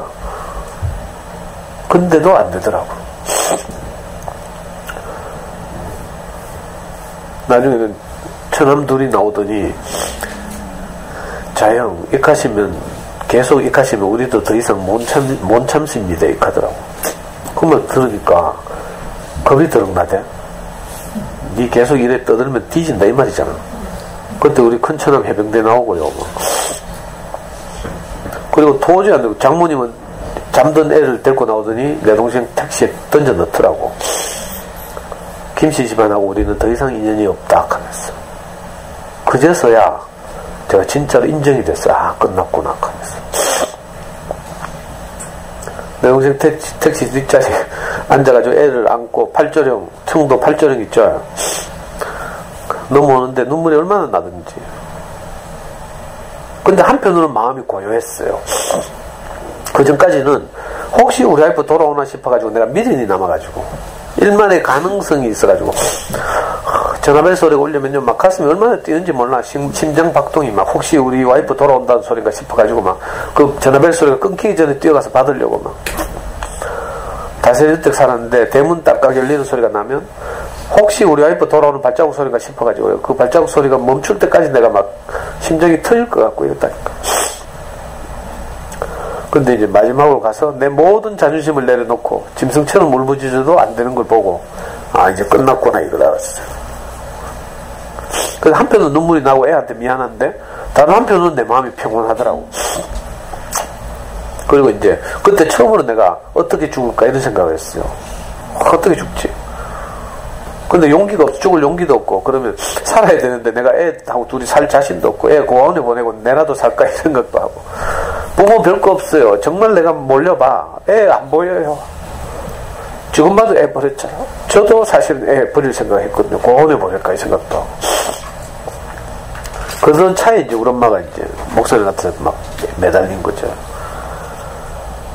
근데 우리 와이프가 그렇게 모질게 말하고 저 인간은 하나님이 와서 보증해도 안 됩니다 이렇게 말하고 친정으로 갔잖아요. 아 근데 신기하죠. 우리 와이프도 그때 처음 어떤 말을 들은 거랑 상도가 아버지가 없어서 어쩔 수 없어서 그렇게 살았을 것이다. 이거 옳고 그름으로 제 인생을 본 게 아니라 그죠. 내가 상도의 아버지가 될 테니까 한 번만 더 기회를 줘봐라 이렇게. 우리 와이프는 사실 그런 누군가가 우리 인생을 보증하는 말을 듣고 싶었겠지. 와이프가 뭐 자식 버리고 갈 때 그냥 가겠어요? 그 말을 들은 거죠. 그 시골 돌아가서 이제 계속 그 생각이 그 말이 생각나요. 두 문장. 내가 상도의 아버지가 될 테니까 한 번만 더 기회를 줘봐라. 상도가 어쩔 수 없어서 그렇게 살았을 것이다. 지금은요 이 말이 우리 교회에서 가장 유명한 말이 돼 있어요. 우리가 인생을 다 어쩔 수 없어서 그렇게 살았거든. 근데 아무도 내 마음을 알아주는 사람이 없어. 그게 절망이죠. 그래가지고 우리 와이프가 마음을 돌이켰어요.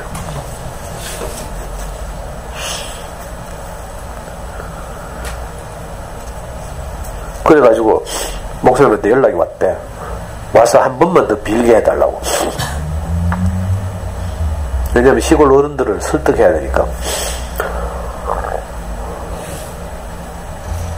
그래가지고 이제 우리 엄마가 전화 왔어요. 좀 있으면 목사님한테 전화가 올 텐데 엄마 죽기 전에 마지막 소원이 있는데 목사님 시킨 대로 해라 하더라고. 우리 엄마가.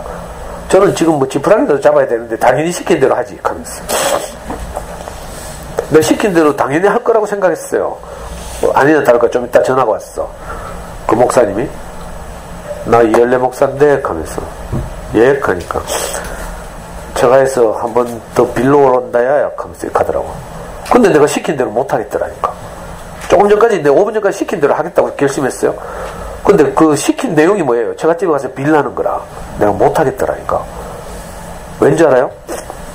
내가 이미 일주일 전에 가서 짐승처럼 울부짖으면서 내 모든 그죠? 진액을 다 짜내면서 그렇게 빌어봤거든. 안 됐거든요. 이거 해보나 마나다는 생각이 들었어요. 그래서 아이고, 얼마 전에 제가 해봤는데 안 됩디다 하면서. 제가 못 가겠어요. 이렇게 말했어요. 그랬더니 목사님이 우리 와이프를 경혜중 앞에서 기다려서 데리고 갔던 그 아줌마를 저한테 보내주더라고. 그 아줌마 키도 작고 정말 못생겼어요. 저보다 한 살 많은 아줌마랑. 그러면 이 자매를 따라서 가거라, 이 크는 거라. 와, 나는 위대한 분들을 따라다녀야 되는데. 저 운동권에 있을 때요, 이름, 내노라 하는 이름을 가진 유명한 사람들, 내 이해찬하고 같은 사무실에서 토론한 이야기 했어요? 안 했어? 이해찬이 37살 때, 제가 28이었는데, 그 당시에 제야 인사들이 몇 명이 정치권에 스카우트 됐어요. 이해찬은 김대중에게 스카우트 됐어.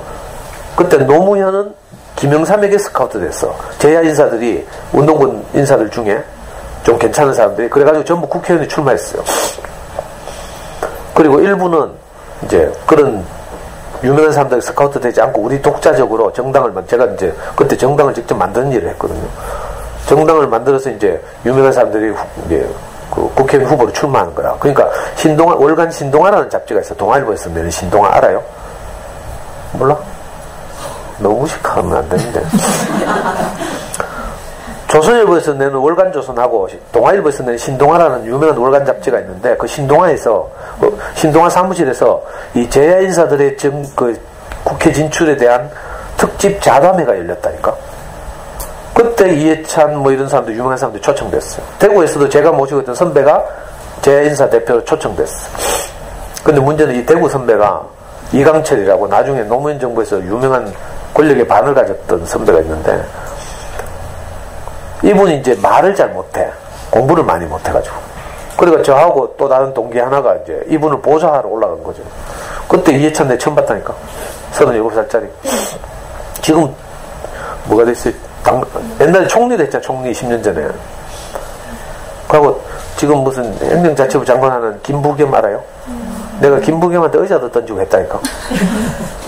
우리 부겸형 이렇게 했거든. 선배들이 전부 계속 정치에 진출해가 국회의원 되려고 막 호시탐탐 이카는 거야. 우리는 그게 아니고 지금 정의 막 이카고 있는데. 그래서 제가 김부겸한테 의자도 던지고 이랬어요. 그런데 위대하고 훌륭한 이런 사람들을 내가 따라다니고 있었거든. 근데 인생이 다 쫄딱 망해가지고 동네 아줌마 따라서 처갓집에 지금 빌러 가게 생겼어. 진짜 희한하죠. 그 아줌마를 따라가니까 우리 그때 저 할머니가 94살이었어요. 제가 34살. 저하고 딱 한 갑자 차이가 나. 제가 1960년생인데 그분은 1900년생이라. 처갓집에 1인자예요. 카리스마. 94살. 그 할머니가 바로 카대. 이번에는 기집질까지 하나 하면서. 내가 아줌마를 같이 가니까. 그래가 막 그게 아이고 욕하면서 또 이제 설득해가지고 이제 제가 혼자 갔을 때는 마당에서 빌었잖아요. 두 번째 가니까 어느 정도 정리가 돼 있더라고. 그래서 방에 들어오래. 방에 들어와서 그 할머니한테 무릎을 꿇었더니 저 할머니가 한지를 가지고 오래. 다락방에서 한지를 꺼내오더라고. 자, 부르는 대로 써라 하더라고. 6가지 제가 각서를 썼어요. 각서. 다시는 노름을 하지 않겠습니다. 부터 시작해서 다시는 바둑을 두지 않겠습니다. 또 뭐 있더라. 다시는 욕을 하지 않겠습니다. 뭐 하여튼 제 인격과 관련된 거 5가지 있어요. 5가지. 근데 그거 전부 거짓말이었어. 왜냐하면 내가 뭐 급하니까 쓰는 거지. 제 꼬라지를 보니까 그게 아니라 저는 중독, 노름 중독. 그 당시에 하우스 다니면서 막 노름하고 이랬거든요. 근데 한 가지는 내가 자신이 있었어. 진짜로. 마지막 한 가지 뭔지 알아요? 우리 목사님이 저를 불러서 니는 공부를 해야 되는데 데모를 해서 인생이 꼬였다 하면서 고시원에 올라가서 공부를 하라 하는 거야. 제가 그때 노름해가지고 노름빚도 있고 막 전세 자금 다 날리고 이래가지고 완전히 빚더미 앉아있고 우리 와이프 학교 월급에 은행에서 차압 들어오고 이랬거든요. 그 고시원 갈 돈이 어디 있어요, 제가. 그래가지고 솔직히 말했죠. 사실 이렇고 저렇고 해서 제가 공부하러 서울에 올라가 형편이 안 됩니다 하니까 우리 목사님이 저한테는 얼마면 되겠냐 이 카더라고. 그래서 제가 막 조사해보니까 고시원비 그 당시 24만원, 고시원 식비 12만원, 36만원이죠. 책값 뭐 기타 등등 해가 한 50만원 들더라고. 그래서 한 달에 50만원쯤 좀 듭니다 하니까 벌떡 일어나더니 목사님이 자기 잠바 지갑 꺼내지만요. 막 살리대 50만원. 매달 말마다 자매를 보내서 타러 오느라 하면서. 그냥 그 돈을 받고 내가 34살에 서울에 고시원 올라갔잖아요. 그렇게 약속을 한 상태라서 이제 마지막 각서 6번째 항목은 뭔지 알아요? 열심히 공부해서 시험에 꼭 합격하겠습니다. 이거 했어요. 근데 제가 6가지 각서를 쓰는 중에 이 6번째 각서를 쓸 때는 손가락에 힘이 들어갔어. 우리 자기주도 학습 전문가잖아. 내가 금융고시 했잖아요. 중고등학교 못 다니면서. 그 공부에는 내가 자신이 있었거든. 그 6개 항목 쓸 때는 내 손가락 힘이 좀 들어가고 5가지는 내 인격에 관련된 항목이라서 도저히 이건 근데 마음이 급해가지고 지금 애가 엄마가 있어야 되니까 거짓말을 썼잖아요. 그리고 지장 찍었잖아요. 그리고 우리 와이프가 다시 돌아왔어. 나중에 우리 와이프는 그 후로 오랜 세월이 흘러서 우리 와이프한테 물어봤죠. 그때 무슨 말을 들었기에 돌아왔노? 하면서 물으니까 그때 우리 와이프가 해준 말이 그 말이에요. 그때 목사님이 상도가 어쩔 수 없어서 그렇게 살았다. 살았을 것이다. 내가 상도의 아버지가 될 테니까 한 번만 더 기회를 줘봐라. 이렇게 말했대. 그 말을 듣는 순간 제가 어떤 생각이 든지 알아요? 어떻게 나를 알지? 이 생각이 들더라고. 나도 몰랐어요. 내가 어쩔 수 없이 그렇게 살지 나도 몰랐다니까. 왜 주변에서 딱 니는 인간 안 되겠다 하고 니는 불성실하다 하고 뭐 니는 뭐 이하니까 제가 뭐 그런 말이 난 줄 알았어. 주변에서 하는 말이 나를 형성하잖아요. 여러분들이 애한테 말 조심해야 돼. 그죠? 그 주변 어른들이 하는 말이 자기 정체성을 형성한다니까. 그래서 저는 원래 그런 인간인 줄 알았어. 안 되는 줄 알았어. 근데 그 모든 내가 들었던 말을 한 방에 물리치는 말이 들렸어요. 상도가 아마 어쩔 수 없어서 그렇게 살았을 것이다. 그 말을 들으니까 바로 제가 어떤 생각이 드는지 알아요? 그래 내가 어쩔 수 없이 그렇게 살았지. 내가 일부러 그렇게 살았나? 이 생각이 딱 들고. 그리고 또 하나는 어떻게 내 마음을 저렇게 깊이 알지? 우리 목사님 내하고 관계 있던 분이 아니거든요. 저는 뭐 교회 우습게 여기던 사람이라 오히려 성당이나 교회 다니는 애들 꼬셔가지고 내가 운동권 만들었거든. 의식화 시키는 이거 뭐죠? 의식화 스터디 만들어가지고 정말 신기하대요. 그때 그 말이 제 캄캄한 인생에 한 줄기 빛처럼 찾아왔어요. 난 그래서 성경의 그 제일 앞부분에 나오는 이야기가 무슨 말인지 알아요. 하나님이 가라사대 빛이 있으라 하심에 빛이 있었고 하나님이 보시기에 좋았더라. 이 말이 무슨 말인지 안다니까. 어떤 말이 어떤 마음이 내게 빛처럼 찾아와요. 빛이 된다니까. 그럼 내게 빛이 창조된 거죠. 그때 내게 처음으로 한 줄기 희망이 생긴 거라. 둘째 날 뭐가 창조된 줄 알아요? 우리말 성경은 궁창이 창조된대. 궁창이란 말은 하늘과 땅 사이의 공간 요거거든요. 산소가 있는 공간. 그죠? 그 전에는 어떤가 하면 상태가 두터운 물에 땅이 덮여 있어. 그 땅이 숨을 쉬지 못하는 거지. 땅에 뭐 씨를 뿌려도 나지를 못해. 물이 덮여 있으니까. 이런 상태에서 빛이 그 두터운 물을 뚫고 들어오고요. 둘째 날 어떻게 된가 하면 물을 걷어내고 성경은 그런 말이 있어요. 그죠? 물을 윗물과 아랫물로 나누고 이렇게 표현되어 있는데 옛날 사람들은 하늘도 물이라고 생각했어. 큰 바다처럼. 수천 년 전이니까. 왜냐면 하늘에 구멍 나면 비가 막 쏟아지고 이러거든요. 그래서 하늘도 물이라고 생각했다니까. 그래서 성경에 이런 표현이 있어요. 윗물과 아랫물로 나누고 묻히 드러나게 했다. 이렇게. 그리고 궁창을 창조했다. 이렇게 둘째 날. 궁창이라는 말은 영어로 프레닛 이런 말인데 이거 숨 쉬는 공간. 우리 카페 오늘 왔나? 숨 트임맘 왔나? 우리 카페 대화명 중에 숨 트임맘이라는 아줌마 있죠. 제 강의 들으면 맨날 오는데 바로 그거예요. 숨이 트인다 이 말이라. 둘째 날 내 인생에 숨통이 트여. 이 아줌마 처음에는 숨통 트임맘이라고 지었거든. 난 그게 훨씬 마음에 들어. 숨통 트임맘. 그 요즘 좀 살만해져가지고 숨 트임맘으로 바꿨어. 어떤 때는 숨이 안 쉬어지잖아. 말이 안 통하고 아무도 내 마음을 몰라주고 이러면요 답답하고 숨 막힌다니까. 근데 내 마음을 알아주는 사람들을 만나면 어떻게 돼요? 숨이 트여. 숨통 트인다니까. 제가 그랬어요. 숨통이 트이더라니까. 어떻게 내 같은 사람들이 모여서 숨이 쉬어지면 내 말을 알아듣잖아? 그럼 숨이 쉬어진다니까. 여러분들 해봐요. 동네들하고 이야기해보면 어떤 아줌마하고 이야기하면 숨 막히져요. 누구하고 이야기하면 숨통 트인다니까? 이상해요. 제게 둘째 날이 찾아왔어요. 숨통이 트이더라고. 내 마음을 알아주는 사람들이 막 있으니까 목사님과 그 제자들 신기하대. 창조는 이런 거예요. 뭐 자연과학적으로 뭐 밖에 천지가 창조는 이거 우리 모르는 일이잖아. 그죠? 그런 거 몰라도 돼. 과학적으로 설명하면 진화가 훨씬 설득력 있고요. 창조란 말은 나는 기원이 있다. 나는 시작이 있다. 이런 말이에요. 인생은 누구나 다 기원이 있어. 시작된 존재예요. 생물학적으로 여러분들을 시작하신 분이 있죠. 여러분들을 생물학적으로 시작하신 분을 뭐라고 불러요? 부모님이라고 불러요. 인격적으로 나를 시작하신 분을 하나님이라고 부른다니까? 다른 말이 아니에요. 내게 공부를 가르치신 분은 뭐라고 불러요?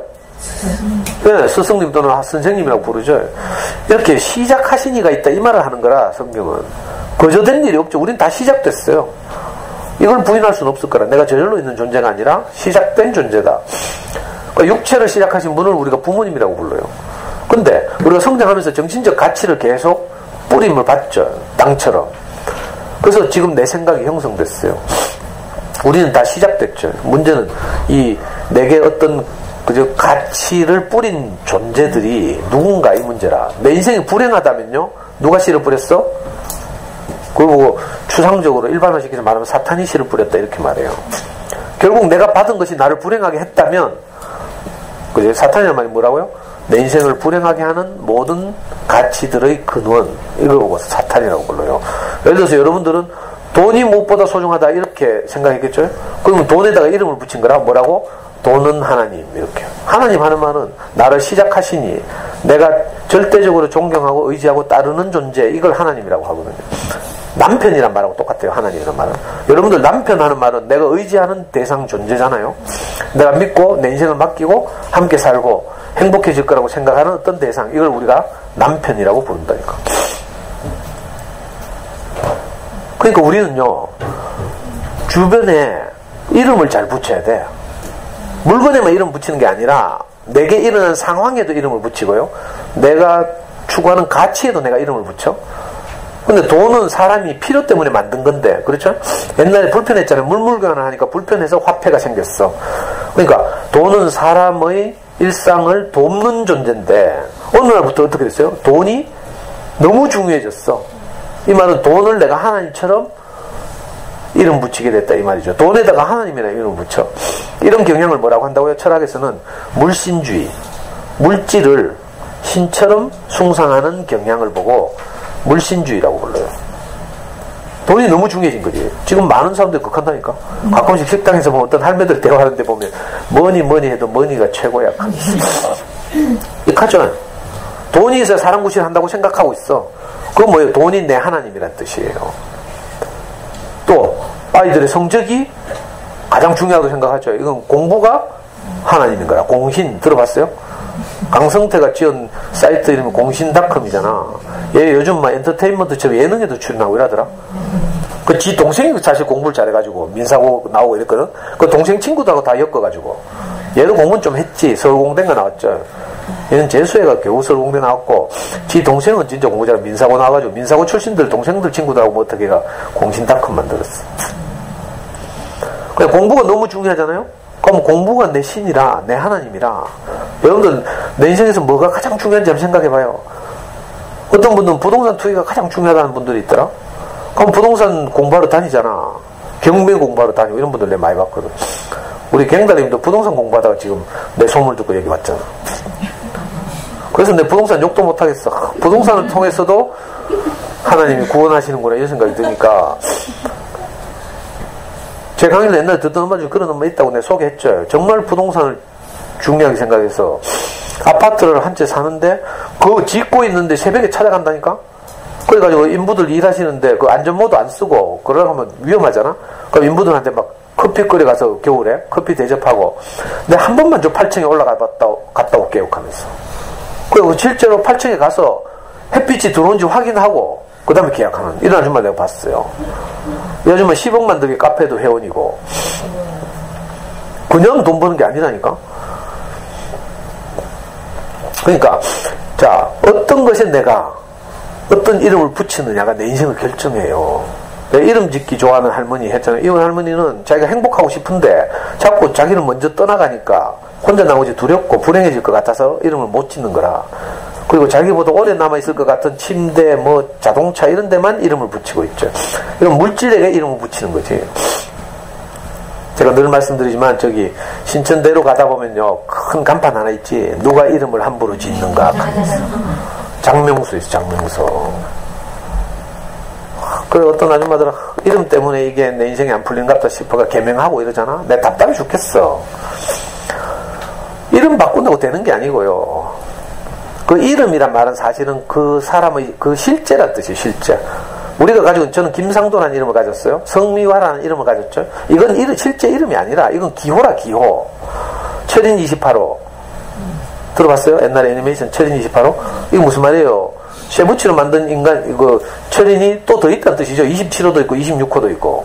마징가 Z잖아. 마징가 A부터 쭉 있다는 뜻이. 이거 기호라. 로봇의 이름을 기호로 붙이는 거지.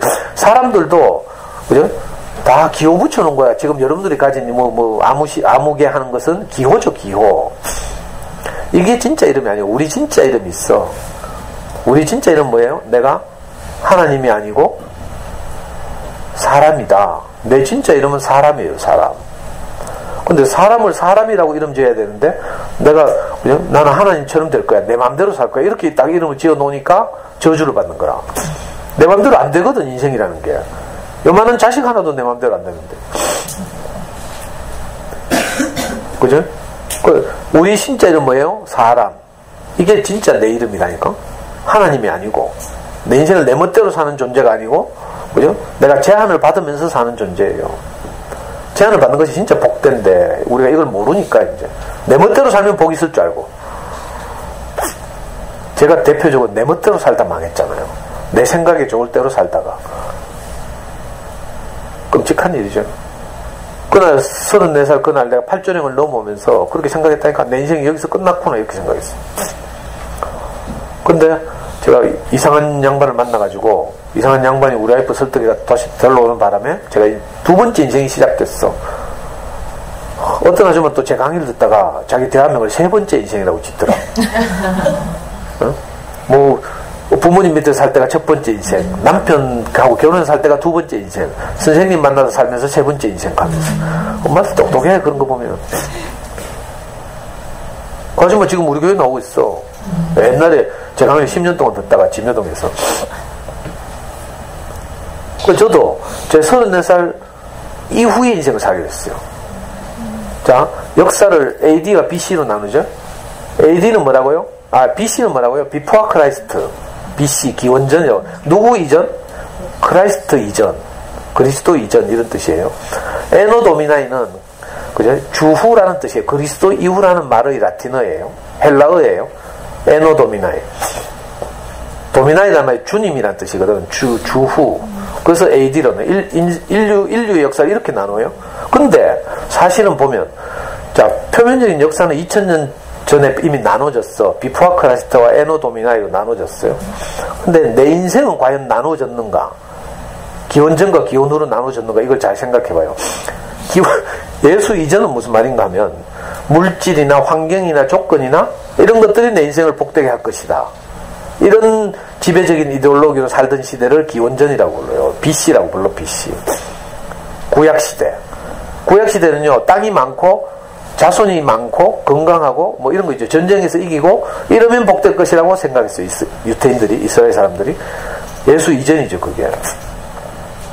근데 예수를 만난 몇몇 사람들이 그게 아니구나 하고 알았다니까? 예수의 제자들이. 그게 아니고, 환경이나 조건이 막 개선되고 이런 게 내 인생을 행복하게 하는 게 아니고, 내가 하나님 마음을 만나서, 그죠? 그 마음을 내가 이렇게 받으면서 사는 것이 진짜 행복이네. 이걸 알았어요. 제자들이 예수와 함께 따라다니면서. 그래서 이 제자들이 새로운 시대를 개척했죠. 그걸 보고 뭐라고 해요? AD. 여러분들도 지금 생각에, 그래도 우리가 공부도 좀 잘하고, 돈도 많고, 뭐 이런 것이 내 인생을 행복할 거라고 생각하면 어디 살고 있어요? 기원전 시대에 살고 있어. 미안하지만 핸드폰을 사용하고 최첨단 기기를 사용해도 인격적은 여전히 기원전을 살고 있어. 이게 구분이 잘 안 되죠. 그래도 그렇지 뭐 이것 때문에. 근데 진짜 살아보면요, 여러분들이 한번 해보라니까. 애들한테 정말 엄마의 마음을, 그죠? 마음껏 표현해봐요. 그러면 이상하게 내게 깊은 만족이 밀려와. 이번 주에 있었던 일 중에 어떤 아줌마가 제 강의를 듣고 지금 같이 살고 있는, 그래가 자기 친정엄마도 지금 제가 다니는 교회와 친정엄마가 저를 쫄쫄 따라다녀요, 지금. 그런 가족이 하나 있어요. 이번에 친정 엄마하고 딸하고 대판 싸움이 났어. 한 집에 사는데. 왜냐면 친정 엄마한테 돈을 빌려가지고 남편하고 사업을 하는데 엄마가 계속 이자를 돌려 한다. 그 딸이 어떻게 생각하죠? 엄마가 이자를 받을 수 있나 이런 생각하는 거야. 그래가지고 엄마한테 좀 해댔더니 엄마가 속상해가지고 있잖아. 사위한테 전화해가지고 네가 무능력해가지고 딸하고 내하고 싸우게 생겼다 하면서 막 해댄 거라. 그리고 이 딸이 남편과 친정엄마 사이에서 막 오도가도 못하게 됐어. 지도 성질나가 엄마한테 막 해대니까 엄마는 막 울고 불고 하면서 그러면 내보고 죽으란 말이고 우야란 말이고 하고 막 있잖아. 그러니까 이 엄마가 중간에서 막 오도갈 데 없어가지고 막 울면서 저한테 전화가 왔어. 그래가지고 제가 뭐 이런저런 이야기를 하겠는데 봐라. 네가 엄마한테 얼마나 많은 은혜를 입고 사노 하면서 네 월세 내고 있나 하니까 안 내고 있대. 엄마하고 같이 사는데. 그러면서 얘는요, 지가 월세 안 내는 생각은 못하고 항상 관리비를 지가 부담하고 있다는 것만 계속 속상해 하는 거야. 엄마가 돼가지고 자기한테 30만 원이 되는 아파트 관리비를 자기 보고 부담한다는 거야. 그러니까 감사가 없어. 근데 물어봤어. 네 월세 내나 하면서. 안 낸대. 근데 네 맨날 관리비 가지고 지랄하나 하면서. 월세 얼마예요? 100만 원이죠, 100만 원. 관리비 얼마? 30만 원. 얼마의 은혜를 입고 있어요? 매달 70만 원. 이게 계산이 안 돼. 그리고 봐라. 엄마 돌아가시면 그 재산 전부 누구 대노? 근데 애가 뭐라 한 줄 알아요? 이 아줌마가 엄마보다 내가 먼저 죽을 것 같아요. 아우, 이 엄마한테 계산이 안 돼, 계산. 그리고 너 그 큰딸 캐나다가 있지? 캐나다 가는데 그 체류 자금 누가 내놓고 알고? 엄마. 봐라, 네가 다 은혜를 입고 있잖아. 하면서. 꼭 저하고 똑같아요. 제가 옛날에 그랬거든. 우리 형이 항상 내게 은혜를 베풀었어요. 몰래 용돈도, 형수 몰래 용돈도 주고요. 뭐, 빚도 갚아주고 막. 근데 저는 있잖아요. 이, 오는 건 당연하다고 생각하고, 딱 한 번 좀 늦잖아? 그럼 그래, 너희끼리 잘 살아봐라. 하면서. 이상하다니까. 이게 아담이라, 아담. 아담은 자기밖에 몰라. 여러분들도 자기밖에 모르죠. 아담이라는 말은요, 불그스름하다 이런 뜻이에요. 우린 흙이라, 흙. 불그스름한 게 흙이죠. 아담이란 말은 흙으로 지어졌다 이 말이거든. 아담의 특징 중에 하나가 지밖에 몰라. 자기중심적이고. 그러니까 객관적으로 저는 항상 은혜를 입고 살았는데 은혜를 모르는 거라. 이상하죠. 우리는 그래서 봉사라, 봉사. 장님이라고 했죠, 제가.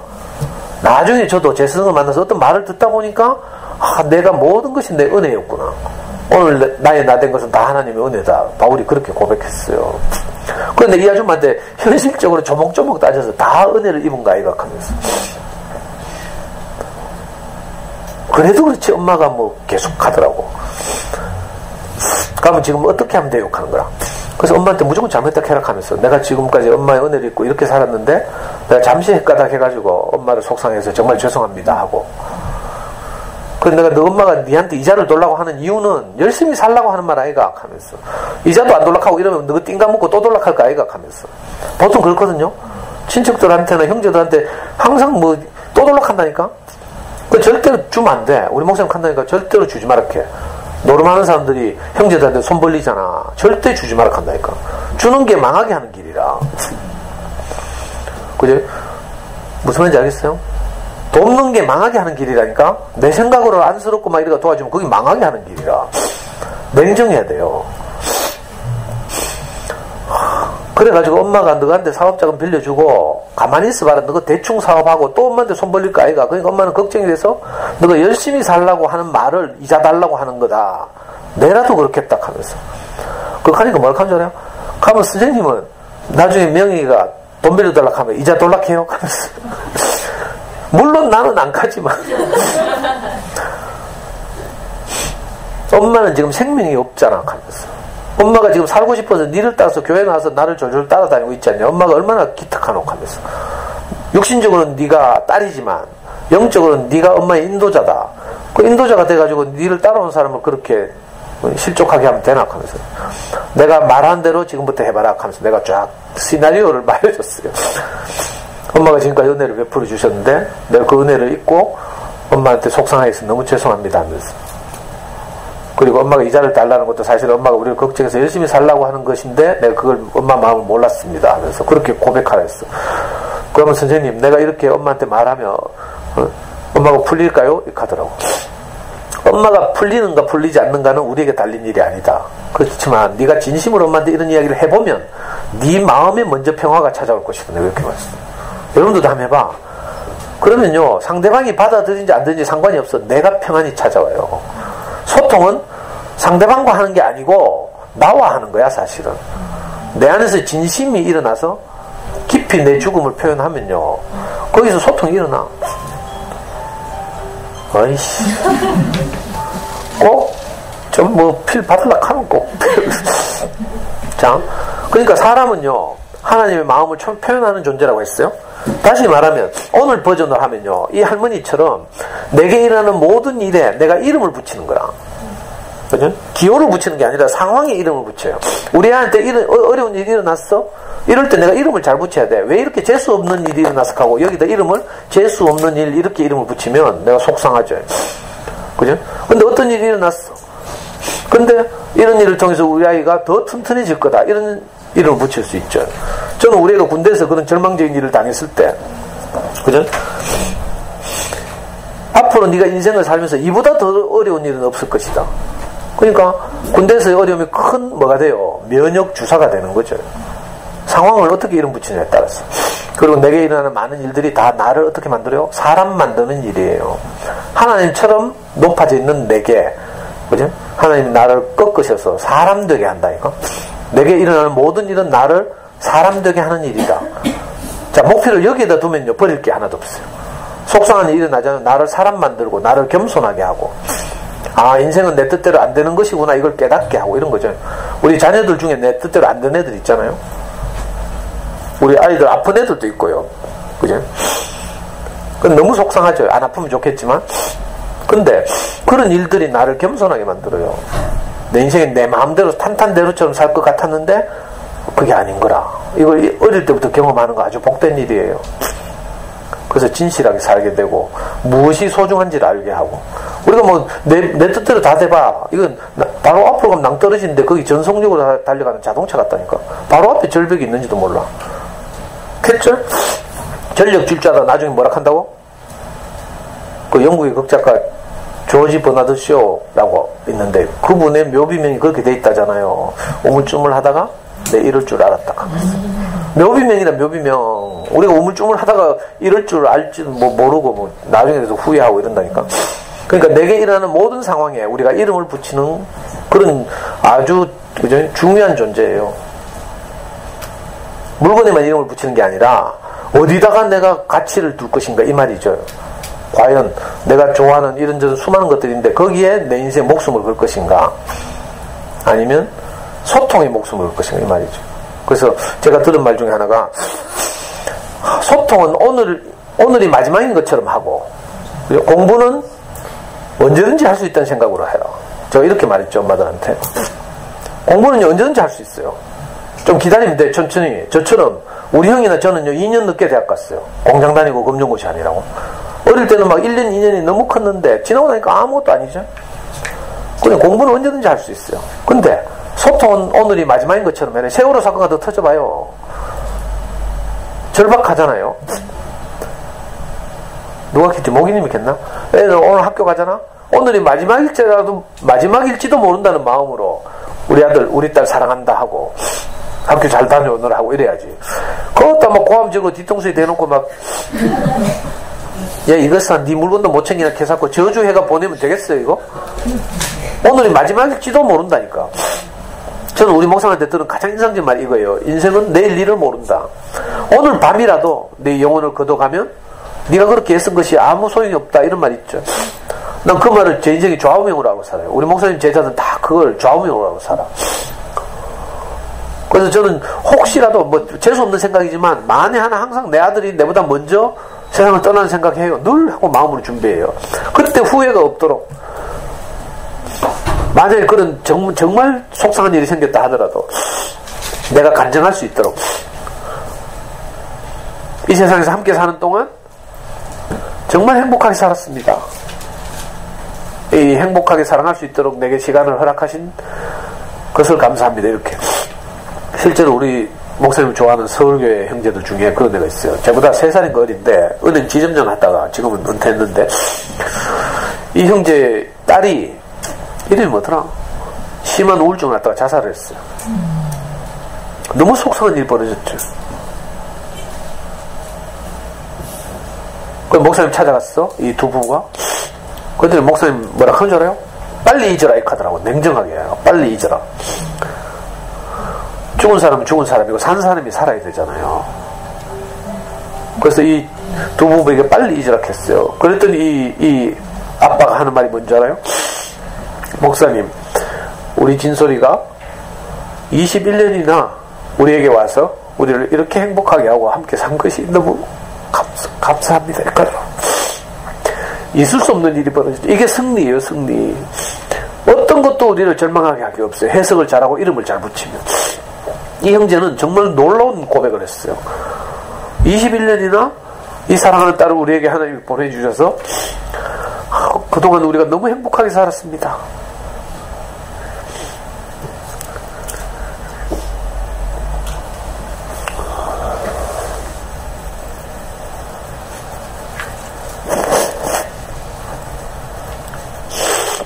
저도 이런 고백을 할 수 있도록 제가 인생을 살아요. 그래서 우리 아들이 내려오면 내가 할 수 있는 최선을 다해서 사랑하고. 시간 없다니까? 시간이 많을 것 같죠? 어느 날 갑자기 불현듯이 그런 일이 있어요. 그래서 우리가 늘 아이들한테 유언하는 마음으로, 오늘이 마지막이라는 마음으로 아이들의 일상에 이름을 붙여줘야죠. 기특하다, 대견하다, 자랑스럽다. 이렇게 이름 붙여야 돼요. 그 이름을 붙이는 주체가 누구라고? 우리라고. 그러니까 우리가 얼마나 중요해요. 사람은 정말 소중하다니까. 나로 인해서 오늘 하루가 행복하기도 하고 절망스럽기도 하고 이렇다니까. 인생은 정말 소중한 존재예요. 행복이 내게 달렸어요. 속으면 안 돼. 이런저런 데 속으면 안 돼요. 사탄이 우리를 계속 속인다니까. 그래도 그렇지, 이래야 되지 않냐, 저래야 되지 않냐. 여기에 속아 넘어가면 하루가 날아가 버리죠. 저도 사실은 아이를 늘 이런 마음으로 키워요. 인생은 오늘 하루를 사는 것이다. 우리 와이프 우리 카페 대화명이 뭔지 알아요? 우리 와이프의 우리 카페 대화명은 하루살이에요. 그거 그냥 지은 줄 알아요? 목사 말씀 들어보니까 인생은 하루를 사는 거거든. 내일 없어요. 늘 오늘을 살아. 눈 뜨면 또 오늘이야. 눈 뜨면 또 오늘이고. 오늘을 복되게 살아야죠. 오늘도 복된 하루가 주어졌습니다. 자, 일상에 제대로 된 이름 붙여주기. 이름 함부로 짓거나 이러지 말고 일상에 이름 제대로 지어주기. 이게 우리 임무예요. 그러면 정말 복된 하루가 될 거라. 감사한 하루가 되고. 아이들 학교 갔다 돌아오거든 꼭 이 말 해요. 참 기특하다, 대견하다, 소중하다. 엄마는 너를 어떤 경우에도 사랑한다. 자, 이것과 우리는 싸우는 거예요. 다른 것과 싸우는 거예요. 뭐 그거 말고 더 있어야 된다 이런 생각이 있죠. 그래도 먹고 살아야 되는데 대한민국에서 굶어 죽을 일 없으니까 걱정하지 말고요. 그렇게 하루하루를 정말 행복하게 살아야 돼요. 알았죠? 너무 많이 울게 해서 죄송합니다. 마치겠습니다.